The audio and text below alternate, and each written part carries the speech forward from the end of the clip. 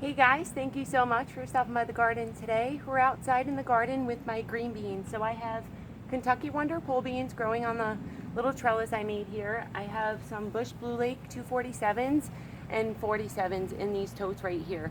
And they really haven't been doing too good. So these have been growing out here for about a month now, and we live in Central Florida, Zone 9B, so it gets really humid and rainy between June and August. And we're in mid-August, at the end of August right now, and my garden's really been struggling out in that sunlight. You know, the sun will come out and then it rains and then the sun will come out. So it tends to burn my foliage a lot, and between the humidity that we've been getting a lot of diseases and pests around the garden. So this is a disease on my green beans, and this is kind of like fungus that's lurking around, and I usually get it throughout the whole year, but the summer is really difficult for us because we get so much humidity and heat right now, along with the rain. So my soil stays wet for a long time, and it encourages a lot of diseases to stick around. Now these have been growing outside and they look pretty terrible. They are flowering, but they look bad, and those were planted before this right here. This is grown underneath my shade cloth, and this video is just going to be on the importance of using a shade cloth, because I want to show you guys the difference with these. These little green beans have been growing for, I'd say, about a month now. This one back here has been about a month, and then this one just started popping out not too long ago.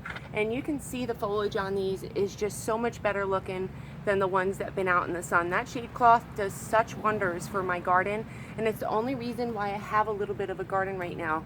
You can kind of see the shade cloth in the background over there. If you guys can see, I have it up with a lot of my tomatoes and a lot of my other plants.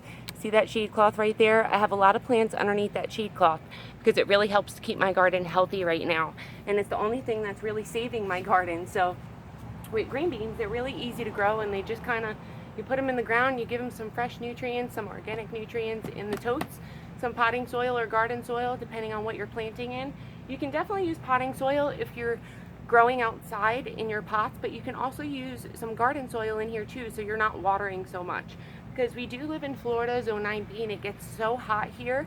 So where, you know, when the humidity drops a little bit and we don't get rain for a few days, my containers will dry out really fast. So that that garden soil really helps to keep my soil moist and my plants healthy, because they're not drying out so fast. But green beans are really easy to grow, and they have a lot more nutrients in this little container than they do in these totes back here. So I'm going to have to feed them with my Denigrow grow system. It's a 795. I'm going to treat them one time every 2 weeks from here on out, because they're starting to really grow in their vegetative growth, and they're going to start blooming soon, just like this little guy. So if you guys have any questions on growing green beans, they just need full sun, 8 hours of sun, and they'll grow really great for you. You can plant them in a container like this, little Bush Blue Lakes. These are Bush Blue Lake 247s and a 47 that's in here.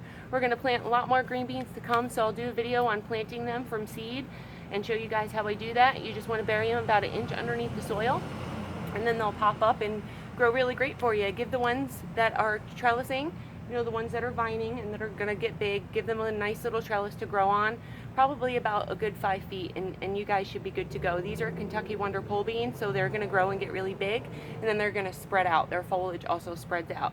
Thank you so much for watching, you guys. If you have any questions on growing here, just let me know. I just wanted to show you that difference between underneath the shade cloth right here, how beautiful this is, compared to outside in the garden for the past month.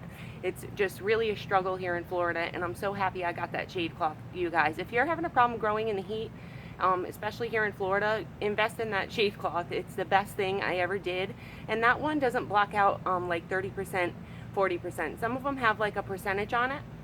That one only does ultraviolet rays, so it only blocks out the ultraviolet rays. It doesn't do like a percentage. It's just for the harmful rays from the sun, and it works really good, you guys. I can't wait to show you the rest of my garden here to come. Thank you so much for stopping by today. Leave any comments below if you have any questions on growing green beans. I'm always here for you, and I'd love to help you in any way I can. Thank you so much for stopping by, you guys, and I'll see you next time out in the garden. Bye-bye.